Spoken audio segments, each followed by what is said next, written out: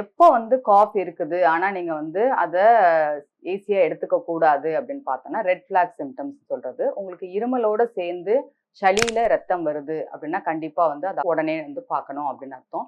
தொடர்ந்து இருமல் 8 வாரத்துக்கு மேல இருக்குது, செட்டில் ஆக மாட்டேங்குது. நீங்க இந்த மாரி ரெமிடிஸ் எடுத்தாலும் உங்களுக்கு பெட்டர் ஆகல. டாக்டர் குடுக்குற சிம்பிள் மெடிசின்ஸ்லயும் பெட்டர் ஆகலன்னா, கண்டிப்பா வந்து நம்ம எக்ஸ்ரே எடுத்து பார்க்கணும் எதனால அப்படின்னு.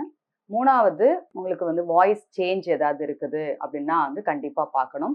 4வது இப்போ சாப்பிட்றப்போ முழுங்குறதுக்கு கஷ்டமா இருக்குது அப்படின்னாலும் பார்க்கணும்.